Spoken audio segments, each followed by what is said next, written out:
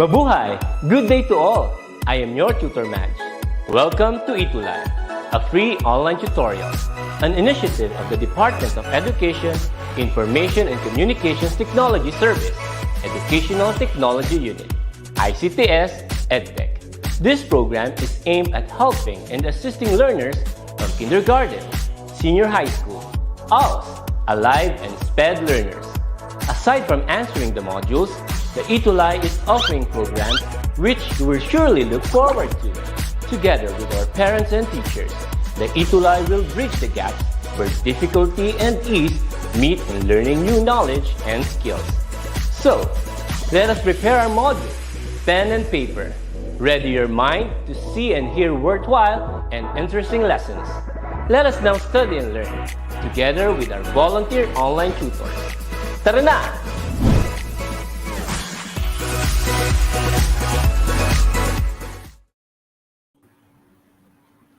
Good afternoon, everybody! Hello! Hi, Tutor Rom! Hi, Tutor Rica. Maayong hapon kanimo diya. Yan! Diyos marhay na hapon po sa inyong gabos. Welcome to DepEd ETUlay Online Tutorial. Here in Philippine, Politics and Governance. Okay. So, kami po ang inyong tutor. I'm Tutor Ka. And I am from SDO Valenzuela. Tutor Rom? I am Choto Rom from SDO City of Bugo. Okay. So, before we start, what are your expectations sa Philippine politics and governance? So, mag-start po ako, Tutor Rom. So, sa akin po, I would expect ang ating mga ETUlay tutees to gain knowledge on how government runs the nation. Ano po? Kayo po, Tutor Rom. For me, I think it would enhance my critical thinking skills to analyze the policies and programs which are beneficial to our country. Ayan. At dahil... Yes, opo. So, Tutor Rom, ini-invite natin ang ating mga ETUlay tutees na i-type sa ating comment box ang kanilang mga expectation. Kasama na rito, don't forget to mention your school, principal, at ang inyong PolGov teachers para po ma-recognize sila. Okay? Tutor Rom?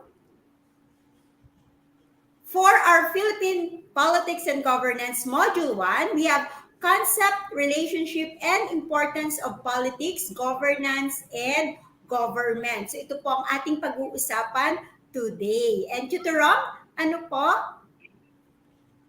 So saan po manggagaling ang ating module? Okay, we would like to thank SDO Manila for allowing us to use their module for this episode. And we would also like to thank Dr. Maria Magdalena M. Lim for the superintendent, the school's division superintendent of Manila, as well as Mr. Raul F. Espinosa, the writer of the module. Maraming salamat po for allowing us to use your module. Yes, maraming salamat po, SDO Manila. And bago tayo magpatuloy, we would like to remind our ETUlay tutees na next meeting po, we will have to feature our tutee of the week. So, listen carefully and attentively sa ating discussion and be participative po. So, you have your comment box there. You have to type kung ano man po ang inyong POV, point of view. Dahil dito po sa Philippine Politics and Governance, welcome po ang inyong mga positibong pananaw. Kaya nga po, kung makikita niyo po sa ating post, ang ating Philippine Politics and Governance ay pupukawin ang inyong positibong pananaw. And with that, let's have our pre-activity. Teacher Rom? Okay, so our first activity is a pick two words. So we Chutis will carefully read and analyze the two pictures to form a word or concept. Okay, so tingnan na po natin ang una. Tutorom, ano po kaya yung first picture? I think it seems like a politician, no? Parang nagpa-public speaking siya or nagka-campaign. No? Parang si Duterte ata to. How about the second picture, tutor ka? Ano kaya ang ibig sabihin niyan? Yes, tutorom, animals. Obvious na ba? Animals. So, tingnan po natin kung ano ang tamang sagot. Tingnan nga natin, tutorom, meron na po ba na sumasagot sa ating comment box na ating mga tuties? May nakikita na po ba kayo? Sila kaya, ano kaya ang kanilang answer? Meron na po ba? Oh, sumagot din si Ken, no? From SDO City Ubogo, sabi niya, political animal. Tama kaya si Sige Ken? nga. Tutor ka? Okay, tingnan natin. It's political animal. Tama si Ken. Very good. Now, next. Tutorong, first picture po. Mm, it seems like a group of individuals, parang different sectors of society, parang, or it seems like a group of professionals. How Mhm. about the second picture, Tutor ka? What do you think about it? Oh, para ano po, weighing scale, gavel, and some books. So, batas. Tutorong, sino na po ba ang may guess dyan sa ating mga cuties? Meron po ba? Uh, I think Janine answered. Sabi niya, political law. Tama Tingnan kaya si nga, Janine, Tutor ka? tingnan nga natin. It's public law. Okay. So next one, nag-enjoy kayo ang ating mga cuties. So kung gusto ko makita yung kanilang mga comment, ano? Tutorom, first picture po. Uh, it's a group of nations, no? Parang different flags of different countries, no? How about the second picture, Chuturka? What do you think Naku, about it? para pong nakaka-relate yung ating mga cuties. Parang ano, no, may puso-puso. Relationship goals. No, Tutorom. Parang Valentine's Day, World Valentine's Day. Yes, post-Valentine's Day. So, tingnan nga po natin ang tamang sagot. International relations. Okay. So, ano kaya ang connection ng mga ito sa ating pag-uusapan? Next po, Tutorong. First picture. It seems it's obvious it's a house, but I don't know if what's the connection of this, no? Para siyang bahay, ano, gusali, or it's just a building. How about the second picture, Chuturka? What do you think about it? Papel eh. Tapos may nakalagay policy. So, batas ulit or polisiya. So, ano kaya? Meron po kayang mga sagot ng ating mga cuties? Yeah. Sumagot si Rosdy V. Pilayo. Sabi niya, domestic law? Domestic law ba yan? Chuturka? Ito nga, napindot ko na, na-excite ako eh. Domestic policy. Ah, Ayan, ako, muntik na. Konti na lang, konti na lang. And for the last one, Tutorom, first picture. What is your guess? so parang bags, no? Parang nagsha-shopping ata to eh. But it seems there's a word under it. It says local, no? It has baka local policies ata to, no? How about the second picture, Chuturka? Nakalagay, government eh. Diba? Para building. Okay. So, ano po kaya ang ating mga sagot ng ating mga cuties, Tutorom? Okay, sumagot si Elena Eunice Reveral. Sabi niya, local government. Tama kaya si Eunice, Chuturka? Tingnan natin. Okay, it's local government. Nandiyan na yung sagot. Okay, so Congratulations doon sa ating mga cuties na nakapagsagot, nag-participate. Give yourself a round of applause. Ang galing-galing nila, di ba? So, let's proceed, Tutor Rom. Ano kaya ang mga words na ito at ano ang kanilang connection sa ating pag-uusapan? So, take it away, Tutor Rom. Okay, so our objective for today's lesson is that in this session, the tutor should be able to explain the concept and relationship and importance of politics, governance, and government. They were also able to establish the relationships among the given concepts through infographics. And lastly, they will become an active agent of social transformation. Kasi So, nga naman, sabi ni Doc Rizal, ano niya yung sabi ni Gato Rizal, tutor ka? uh, kailangan ang kabataan ang kinabukasan ng ating bayan. Tama po ba 'yon, Tutor Correct. Rom? Tama, tutor ka. Ang kabataan ang pag-asa ng ating bayan. Okay, so with that, let us start our module 1. So ano ang ating topic? Concept, relationship, and importance of politics, governance, and government. Ano po kaya ang kanilang konsepto dito? So, sabi ni Aristotle coined that man by nature is a political animal. Bakit kaya nasabi niya ito? Because man becomes man among others in living in a society governed by laws and customs. The man develops his potential and realize its natural end in a social context. Alalahanin po natin na ang tao by nature is social siya. At tayong lahat ay nakatira sa isang pamayanan na kung saan nakikibahagi tayo sa mga gawaing ito. At napaka-importante na maging parte tayo ng komunidad na ito na ating ginagalawan. Di po ba? So kasama dyan yung communication, pakikipag-usap, pakikipagkapwa, at pakikibahagi, pakikisalamuha. You're sharing your values, your ideas to others so that ma-carry out natin kung ano man yung idea or yung ideolohiya ng isang komunidad. Naku, napakarami ko nang sinabi na excite ako, Tutor Rom. Di ba? So, with that, ano ba ang politics? Okay, so let's go for the first word, politics. It is rooted from the word polis, the city-state that flourished in Greece. Tanda po natin, itong polis na ito, nagsimula ito sa bansang Greece, the ancient civilization. Tama po, Tutor Rom? Tama, ma'am. Tumpak.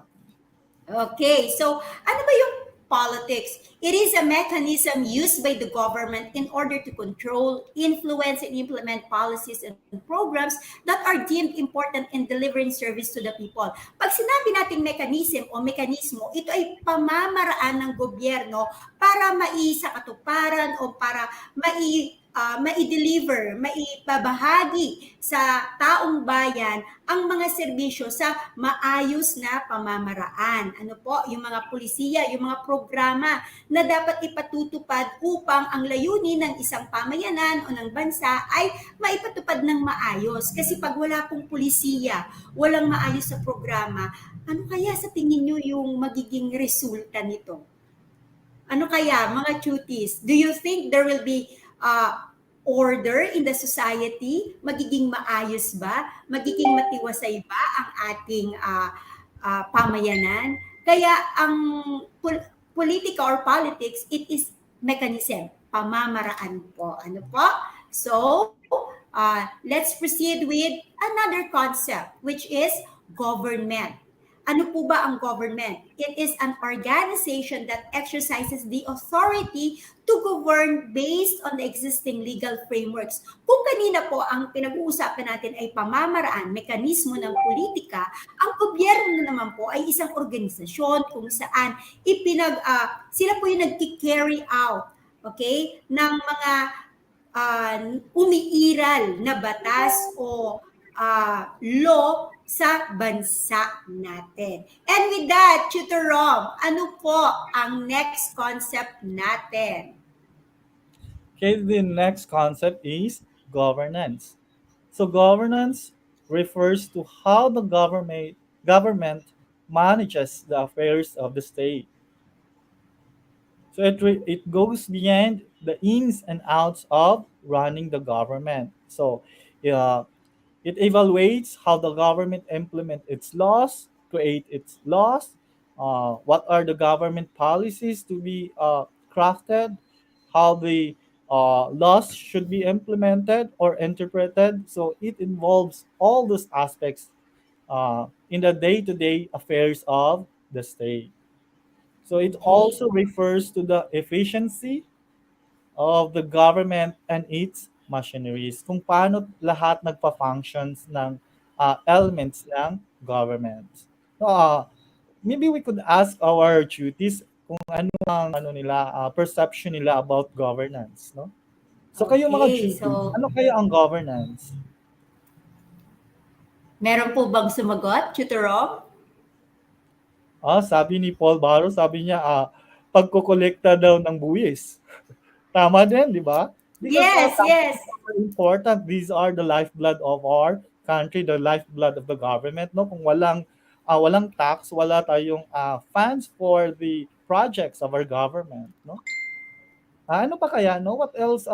Other aspects that relates to governance. Okay, so meron tayong domains of governance. Governance. Ano po ito, Tutor Rom? Okay, so pag sinabi nating domains, these are the different sectors that help in the different affairs of the state. No? So, kasi ang governance, it's not a sole duty of a single element. No? Kasi malawak ang interest ng governance no ng ating gobyerno. So it is played by different actors. No? So it is a highly participatory in managing the affairs of the government. So we have different players in governance. So first Okay. we have the state. So the state is the essential element in governance. It is considered as the principal actor that takes the lead in running the government. So para ito ang state ata ang nangumulo sa atin, no? Siya ang nagle-lead kung paano natin ginagawa yung mga duties ng government. Okay? Uh, It has a police power that are necessary in providing security and delivering the basic needs and services to the people. So yan ang state. So alam naman natin na may tatlong eminent or inherent powers ang state. We have the police power, we have the power of taxation, and power of eminent domain. Okay? So kaya dito natin maintindihan bakit kaya may curfew, no? Bakit kaya may curfew tuwing 11 o'clock in the evening. So, that is one power of the state, no? Kasi gusto niya na maprotektahan natin ang mga citizen o yung mga kabataan. So, that is an example of Yes. the power of the state, police power. Okay, Okay. another is that we have the local governments. Okay, so the structure of the government in the Philippines is that we have a central government and we have the local governments. Okay, so the local governments composed of the cities, towns, or the municipalities and the provinces. No, kasi naman the local government is the venue for the airing out the grievances of our citizens. Kunwari, no, for example, may problema there is a problem in a particular city, so they don't go to the national government where because they can only solve it in the local arena. So kaya may mga local government tayo. The next domain is the private corporations and business organizations. Okay, so we are considered the lifeline of the governments. Okay, the private sector is the friend of the government. Okay, they can provide financial resources, by means of donations, grants, or loans for projects that are beneficial to the people. So, even in our education, no, in the Department of Education, nakikita talaga natin yung relationship between the private entities and the government, no? Especially the Department of Education. Makikita natin yung mga buildings ng DepEd, di ba? Some of the buildings of the DepEd are donated by the private corporations, no, mga businesses, no. So the private corporations and business organizations helps in running the government, not through donations, providing loans to the uh, public, no, to the government.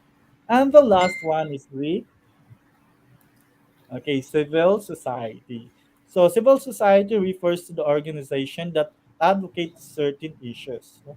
Hindi naman sa lahat kasi sa atin may boses, di ba? May mga marginalized sector na hindi naririnig yung mga boses nila. So these are the vulnerable sectors or third sectors because most of often they are disregarded or neglected. No, for example, the fisherman. No, so paano kaya maproprotektahan ang rights of the fisherman? So uh, that's why in our constitution, in the structure of our government, we have a party list system, no, in the House of the Representatives, in order to represent these voiceless sectors, no.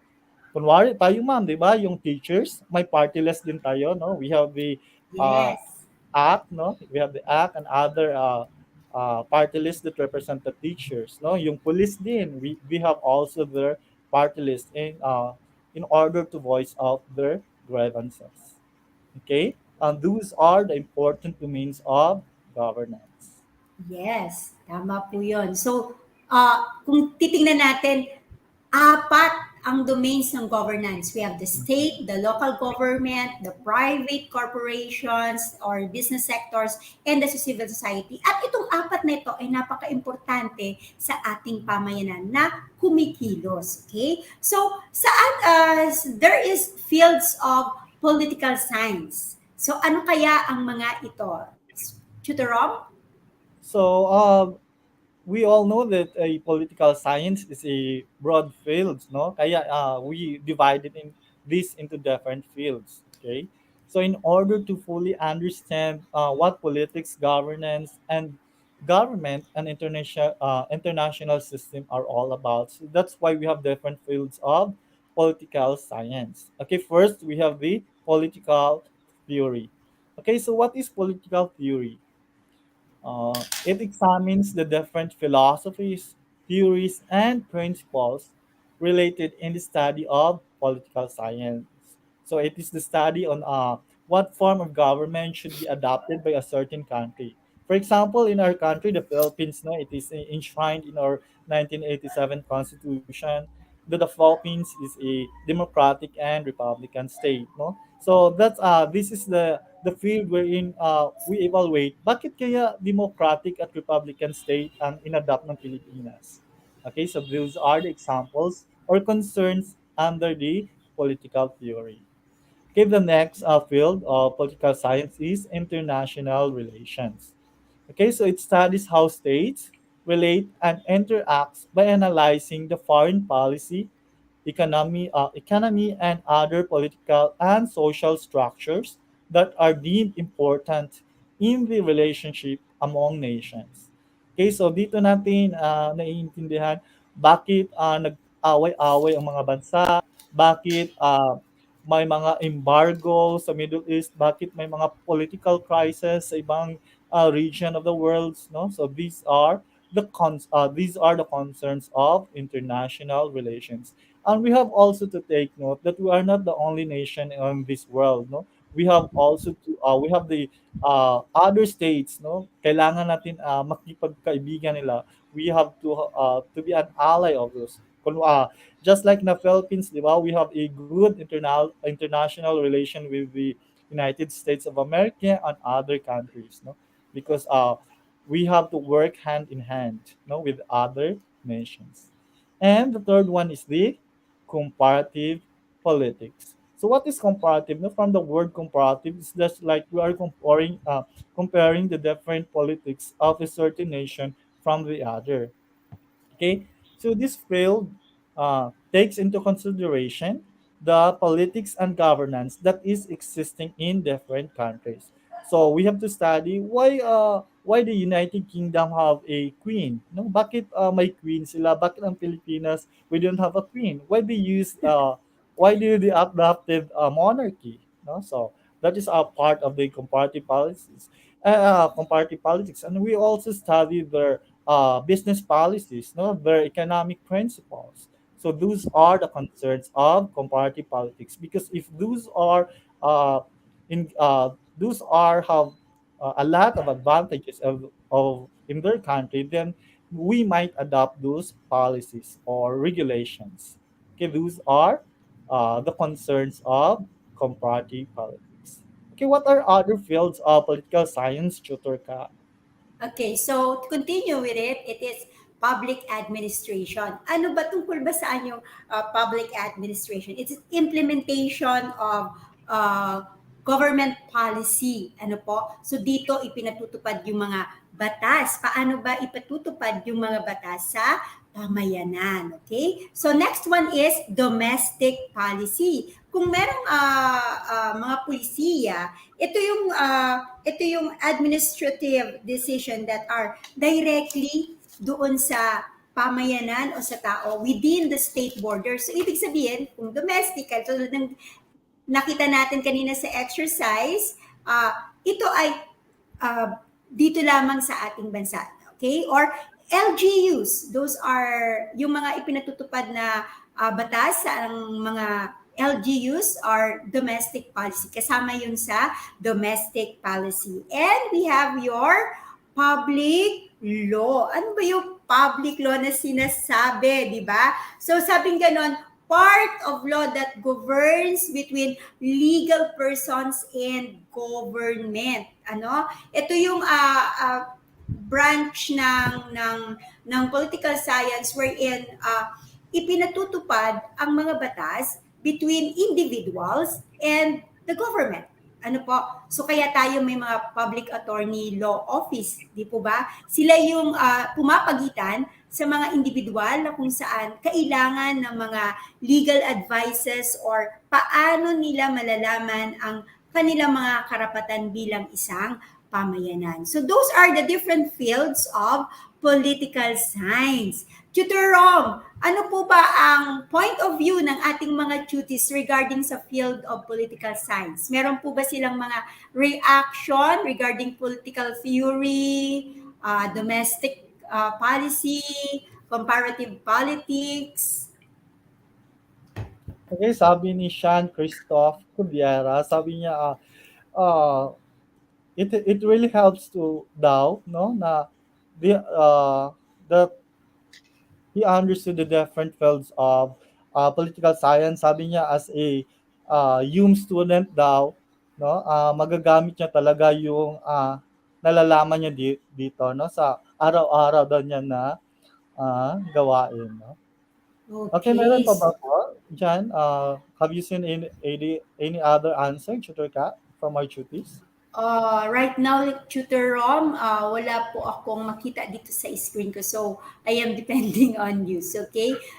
Pero alam ko na maraming gustong i-share ang ating mga duties. So, with that, okay, so reserve nyo yan kasi next lesson ako mas marami pa tayong matututunan. So, right now, Tutor Rom, tingnan natin kung ano ba ang May humabol po. yes. Yes, Tutor Rom. Ano po yun? Sabi na ni Dino Marino, sabi niya, it have a lot of advantages to the citizens daw. No? Sabi ni Dina Maridi. No? Sabi Okay. niya, the different fields of political science have advantages to the citizens daw. Sabi niya. Okay. So, totoo naman yun eh. Di ba? So, So, first lesson pa lang natin ay marami na silang natutunan. So, tingnan nga natin kung talaga bang nagrema sa kanila ang ating discussion kanina, no? So, let's have our post activity. So, this one, our dear cuties, carefully read the following items. Write the letter of the correct answer. So, Tutor Rom, for the first item, Okay, question number one. Which among the following is not a domain of governance? Letter A, state. Letter B, civil society. Letter C, despotism. Letter D, local government. okay, and the answer is letter C. Tutor Rom, may nakakuha ba ng tamang answer? Yes, no? Dina Marie from City of Bogor got the correct answer. Sabi niya letter C. James Maswangat, Elena Eunice, Erica Argawanon, Bruce De Pilayo, Jane Malabat. So, I think lahat sila nakakuha ng tamang sagot, no? Si John Wow, Wayne Ibalam, Carlin Ibanez, lahat tama ang sagot nila.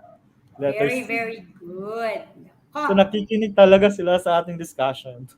yes, ang galing, ang galing. Second item, Tutor Rom, Okay, question number two. Which among the following best describes good governance? Letter A. Prioritizing the poor and the oppressed.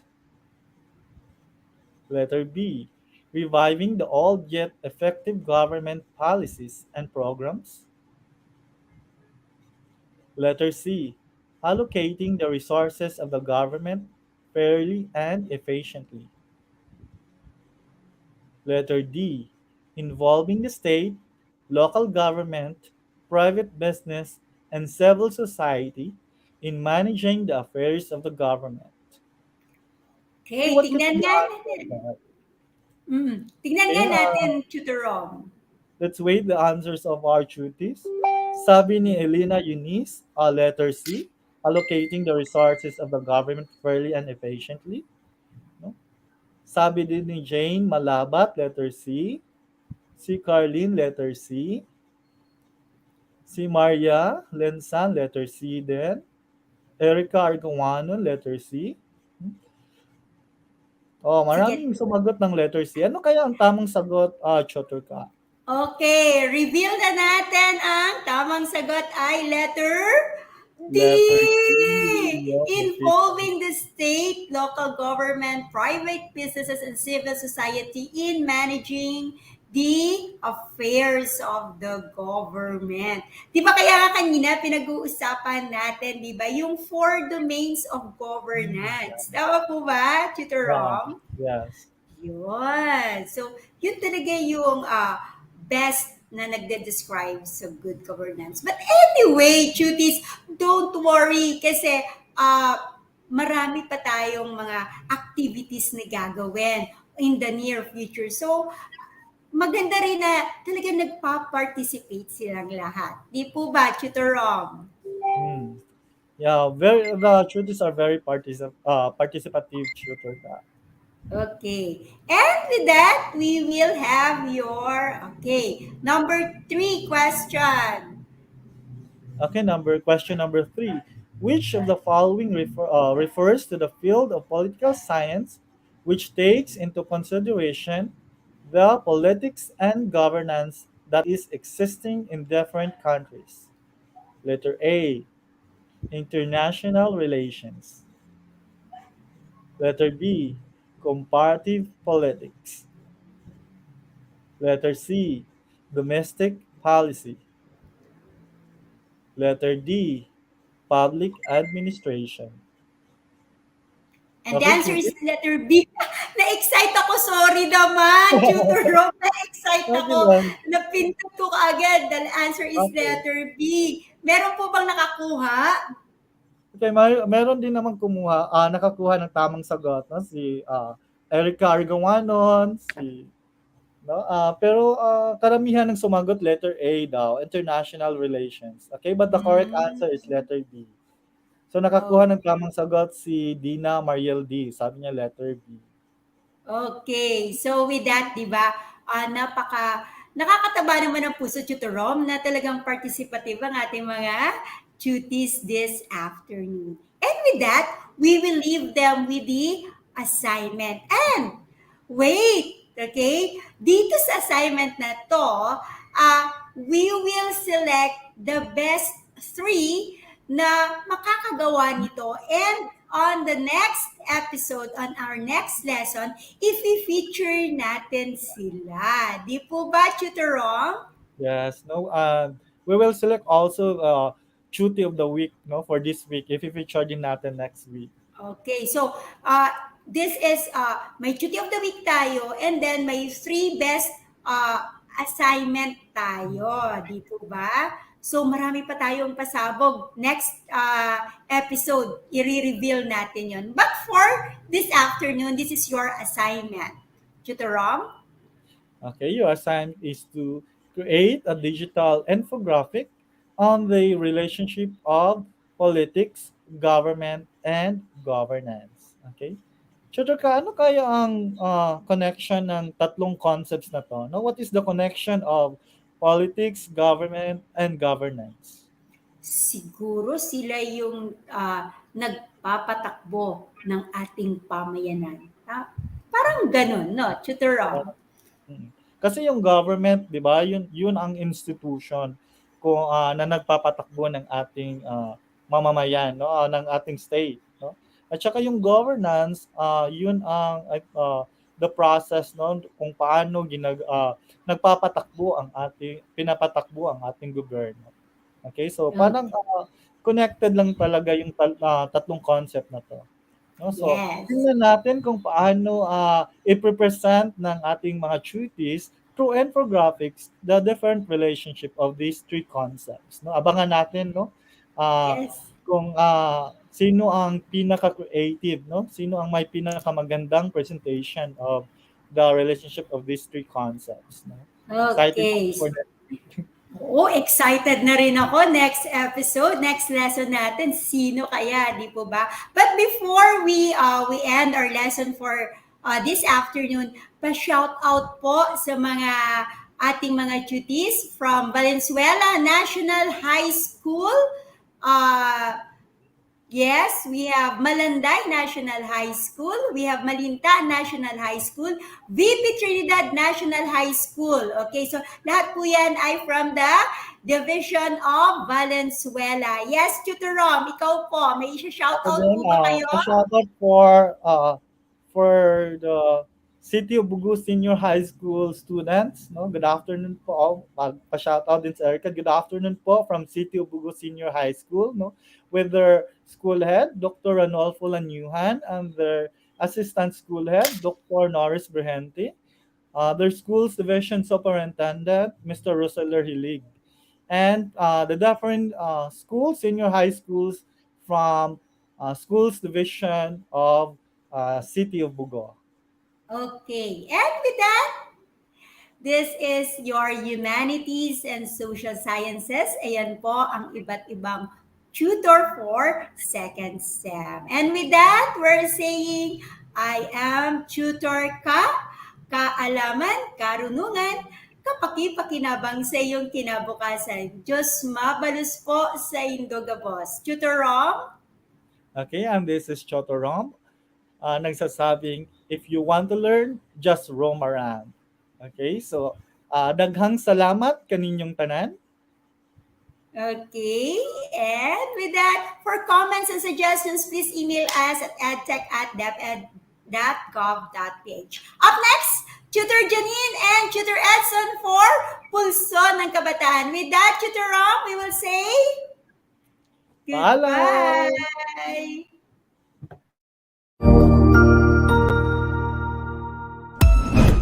Ang husay naman!